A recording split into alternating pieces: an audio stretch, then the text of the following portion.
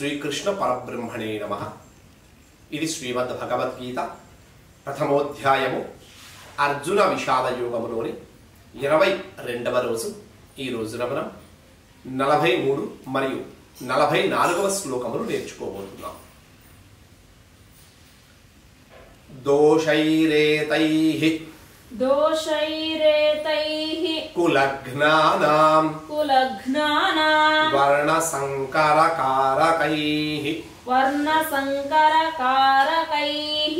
ఉత్సాద్యంతే జాతిధర్మాః కులధర్మాశ్చ శాశ్వతాః మరలా ఒకసారి చూద్దాం. దోషైరేతైః కులఘ్నానాం వర్ణసంకరకారకైః ఉత్సాద్యంతే జాతిధర్మాః కులధర్మాశ్చ శాశ్వతాః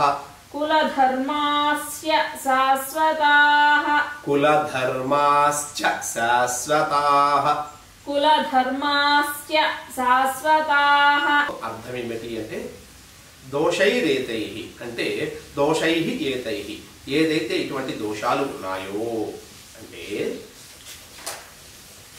ఓ కృష్ణ, కులనాశికుల యొక్క జాతి సంకర హేతువులైనటువంటి ఏదైతే ఈ దోషాలు ఉన్నాయో ఈ దోషముల వలన శాశ్వతమైనటువంటి జాతి ధర్మాలు కుల ధర్మాలు అన్నీ కూడా నశించిపోచున్నాయి అని అర్జునుడు శ్రీకృష్ణుడితో చెప్పారట.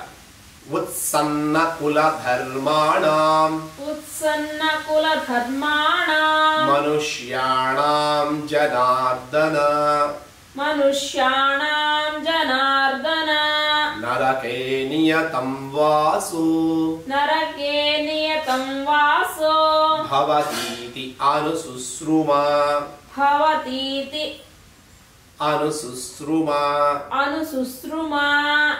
ఉత్సన్న కుల ధర్మాణం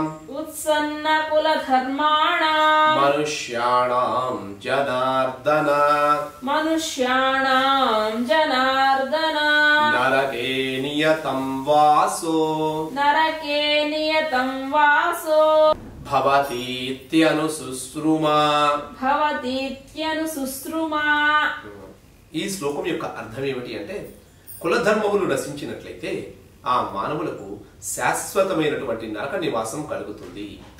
ఇలా మనం అందరం కూడా ఇంతకు ముందే విని ఉన్నాం. అంటే ఎలా వింటాము? మన పెద్దవాళ్ళు చెప్పినందువలన ఈ విషయాలన్నీ కూడా మనం తెలుసుకుని ఉన్నాం. కాబట్టి ఓ కృష్ణ, మనము ఇలా కులనాశము చేసినటువంటి వారు అవుతాము అని అర్జునుడు కృష్ణుడితో చెప్పాడట.